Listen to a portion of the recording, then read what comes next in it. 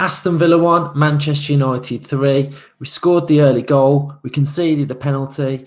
Should have had a penalty ourselves off Greenwood's handball. Ollie Watkins should have had a penalty sent off for it. Controversy again. Feels like we've been here before. Are we ever going to beat them? Up the Villa. Let's get into it.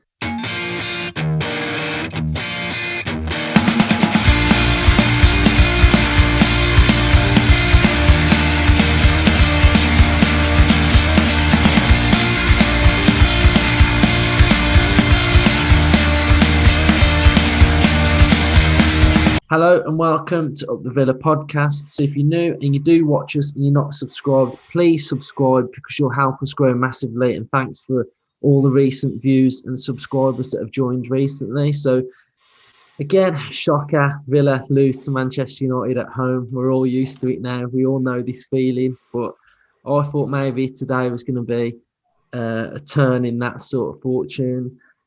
Started the game, I thought it was a bit slow really. I thought we'd be at them a little bit better, obviously having a longer rest. They played in Europe and United started the game off really well, but all in all we got back into it through blockbuster finish from Traore. What a finish. That goal deserves to win any game of football, to be fair.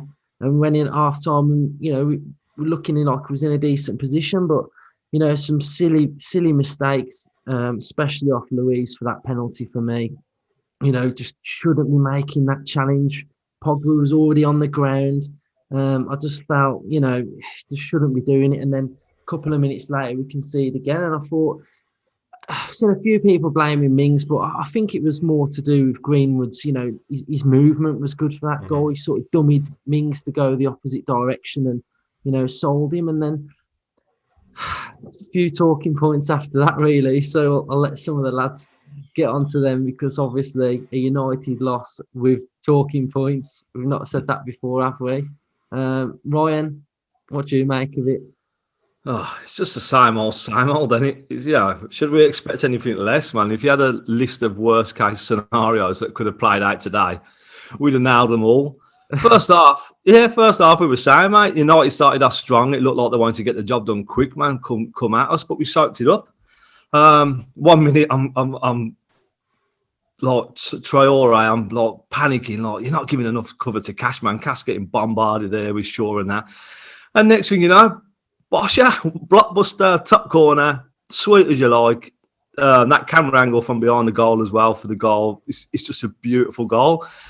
And yeah, there's a lot of the first half saying, but second half, surely we spoke about it all week that don't give them nothing in the box, don't get too tight to them, don't go in on them. And surely they got reminded at half time. And for Luiz to come out, and it's indefendable, it's stupid, reckless challenge, and we didn't recover from it. They hit us with another one. Like you say, I think it was a bit of skill by Greenwood. Mings got done. Slightly easy, but it was a good piece of skill and a great finish. And I thought he looked quite lively, Greenwood, much more dangerous than Rashford. So, with them 3 extra places for the Euros, he could be a surprise inclusion. The penalty shout as well against Greenwood. If it was the other end, it's given 100%. And then what happened then? Cavani header, great goal. Top pro, he's a really good player. And then Watkins with his sending off, for me, I think he was going down slightly a bit too early, but he was anticipating that contact, and that contact come. And for me, if you touch him in the box, whether you're going down like Pogba was in the first game, I think Dean Smith touched on that, didn't he, in his post-match interview.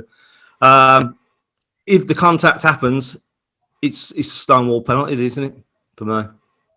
With United and their penalty, and touching on, you cannot get anywhere near United in the box. You can't get physical with them in the box because we heard it when Pogba at Old Trafford, about going down.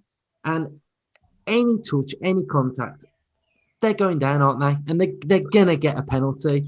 The most disappointing thing is, look, it's the same 2 players. It was Luiz and Pogba again, man. I tell my kids, man, if you make mistakes, just learn from them. And that's the best way. But Luiz has done identical. Fair, I forgot that it was Luiz in that first game, but he's done it again, hasn't he? Yeah. Shocking. And then the Watkins for me as well. It's a pen.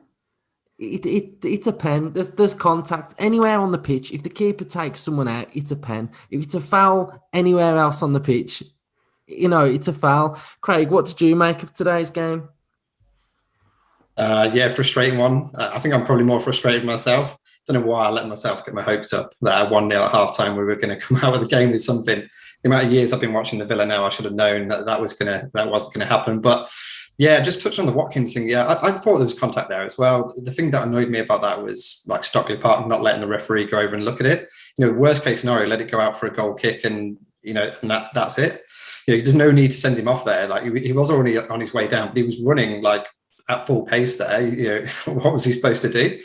For me anyway. But yeah, apart from that, first half I thought we played well at times. We weren't amazing, but we come out 1-0 ahead. So yeah, and that 5-10 minute capitulation, it was just so frustrating to watch. But yeah, what can you do? Like Louise, you've said, everyone, Ryan's just said it there.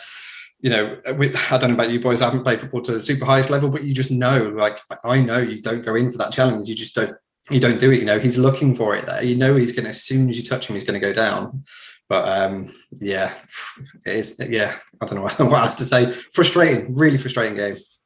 The thing is with that sort of Doug, and I'm not trying to dig Douglas Luiz out here, but Pogba's already scrambling on the floor. He's already on the floor. Do you know what I mean? He'd already had touched him a little bit. Like before, you just don't go in on him again. Just let him. He had his back to goal. Just let him go. Pass it out to whoever. But yeah. And what did you make of the Greenwood handball? Exactly what Ryan said. If that was up the other end, it's given. Again, like why has the referee not had a decision to make there? It just seems like Man United. It's the same old story. Did Man United get all of the decisions? I don't know. It felt like there was a couple of decisions there where the referee could have at least had a look at the monitor and make have another look at himself and decide whether he actually did think that was the right call or not. But yeah, it happened to Cash, didn't it? The week they were saying it was right close to Cash. His arm was in an unnatural position. It was the same today with Greenwood. His arm was right up here. That's an unnatural position. His arm didn't need to be there. So yeah, it's a pen for me. I think it's more frustrating as obviously as the season goes on and you've had these sort of decisions go against you, and then when the same sort of situation has happened in a game and the decisions again gone against you, you just feel a little bit aggrieved that you're sort of thinking, well, what has changed? The Watkins giving him another yellow. How does he know that he's 100% dived to give him that yellow and send him off? I just don't get it. Justin, what did you make of it all? I'm going to do this bit with my arm in a totally natural position. Okay, so it's pathetic, isn't it? Come on, let's be right. The basis of that game was we was okay in the first half, and we scored a wonder goal. Second half, we was abysmal, and we deserved to lose the game, quite frankly. But the manner of losing the game—that's what sticks in the throat, doesn't it? The decisions that were given and not even reviewed are pathetic. I'm sorry, they're just pathetic. And this VAR was supposed to get rid of all this, and it's not done it, has it? We're at the end of another season now, with another season of controversies all behind us. For me, in order, Luiz was incredibly naive to do what he did again with Pogba. You've all said it.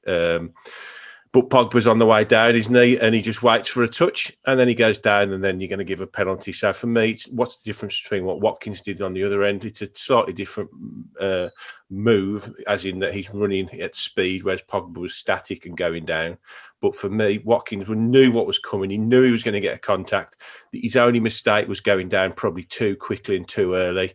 But it's nothing that United haven't done 100 times to win penalties this season. So for the ref to be so adamant that it's a yellow card in a dive is pathetic. VAR is there not only to stop to sort of decide on these penalty decisions, it's also allowed to overrule red cards, which is what ultimately became a red card. So I think surely, given that there's a screen at the side of the pitch, the refs should be going over there and saying, you know what, he did get a touch. I'm happy it probably wasn't a penalty, but I think it was probably harsh, a yellow card. He could have done that for me. I feel sorry for Watkins. He's going to miss a game now. He hasn't missed a game in the league all season, so he's going to miss that.